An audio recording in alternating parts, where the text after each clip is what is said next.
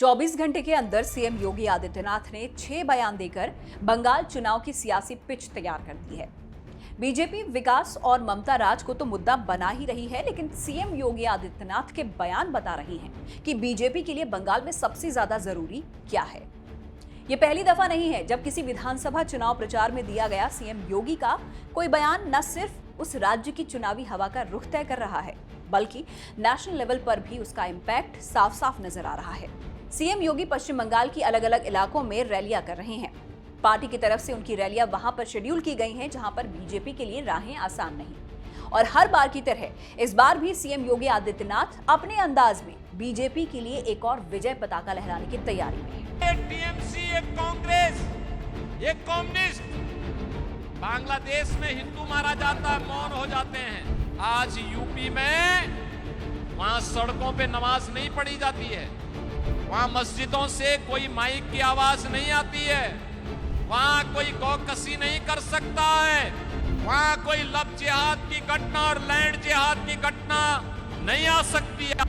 कांग्रेस, कम्युनिस्टों ने और टीएमसी ने अपनी तुष्टीकरण की राजनीति के कारण बंगाल की धरती को कठमुल्लापन की राजनीति का अड्डा बना दिया है।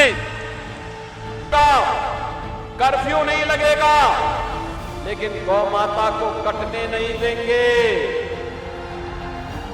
और हिंदुओं को बंटने नहीं देंगे।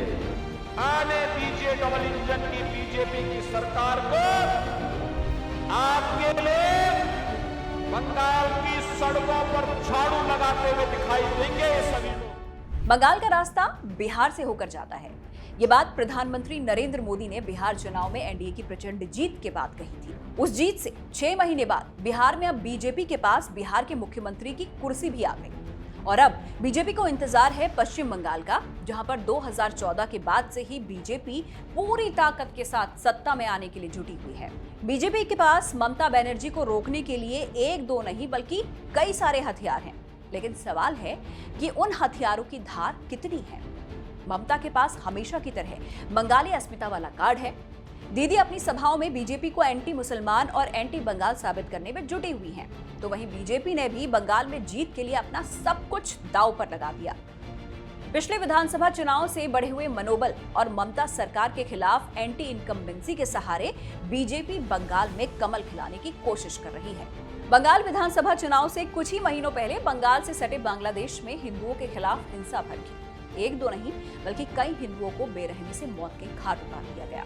महिलाओं की इज्जत लूटी गई, सैकड़ों की संख्या में लोग बेघर हो गए, लेकिन विपक्ष इस पूरे मुद्दे पर खामोश है, जिसमें ममता बनर्जी भी शामिल। बीजेपी ने इस मुद्दे को उठाया, टीएमसी सहित सभी विपक्षी दलों पर तुष्टीकरण का आरोप भी लगाया और यहीं से बंगाल चुनाव के लिए अपना अपना वोट बैंक वाला माहौल बनना शुरू हो गया। इसी के बाद घुसपैठियों को बाहर निकालने की मांग उठी और साथ ही पहले से तय एसआईआर की प्रक्रिया को भी पूरा करने का आदेश आया।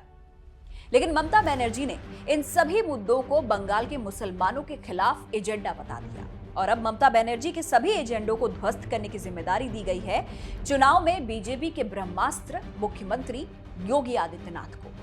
लखनऊ से कोलकाता की दूरी करीब 1000 किलोमीटर की है, लेकिन लखनऊ में जो भी होता उसका इम्पैक्ट कोलकाता तक जरूर पड़ता है। सीएम योगी आदित्यनाथ एक बार बंगाल चुनाव में अपने उस मॉडल को जनता के सामने रख रहे हैं जिसे अपनाकर योगी लगातार तीसरी बार सत्ता की सीढ़ी चढ़ने की तैयारी कर रहे हैं, जिसमें पहला है एंटी माफिया मॉडल, जिसके तहत सीएम बंगाल में जाकर लोगों को बता रहे हैं कि कैसे 9 साल में यूपी में माफिया राज को खत्म किया गया। दूसरा है बुलडोजर मॉडल, जिसका असर केवल यूपी में ही नहीं बल्कि देश के तकरीबन हर राज्य में देखा जा रहा है।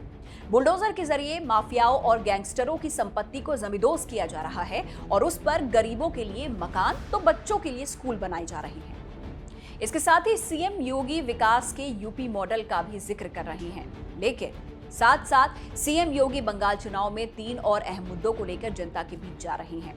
बाबरी मस्जिद, कट्टरपंथ और हिंदुओं की सुरक्षा। दरअसल ममता बनर्जी के ही एक विधायक ने बंगाल के मुर्शिदाबाद में बाबरी मस्जिद बनवाने का ऐलान कर एक बार फिर से इस मुद्दे को हवा दी, लेकिन बाद में हुमायूं कबीर को टीएमसी से बाहर का रास्ता दिखा दिया गया। एक वक्त ऐसा लगा कि ओवैसी की पार्टी AIMIM हुमायूं कबीर के साथ गठबंधन कर चुनाव लड़ेगी, लेकिन सीएम योगी आदित्यनाथ ने अपने ही अंदाज में बाबरी के हमदर्दों की हवा निकाल दी। अब आप सोच रहे होंगे कि आखिर पड़ोसी राज्य बिहार में जहां पर जंगल राज पर एनडीए का फोकस रहा, तो वहीं बंगाल में इन मुद्दों पर जोर क्यों दिया जा रहा है? और इसकी सबसे बड़ी वजह है बंगाल की डेमोग्राफी। बंगाल में 30% आबादी मुस्लिम है। 40 से 50 विधानसभा सीटों पर मुस्लिम किंग मेकर की भूमिका में है। मुर्शिदाबाद, मालदा, उत्तर दिनाजपुर, दक्षिण 24 परगना और बीरभूम जैसे जिलों में मुस्लिम आबादी 50% से ज्यादा की है। बांग्लादेश से सटे इलाकों में मुसलमान वोट बैंक का जबरदस्त प्रभाव भी है और यही वजह है कि ममता बनर्जी अपने वोट बैंक और सीएम योगी के जरिए बीजेपी अपना वोट बैंक साधने में जुटे हुए हैं। अब आपको 5 साल पहले लिए चलते हैं। याद कीजिए 2021 का विधानसभा चुनाव।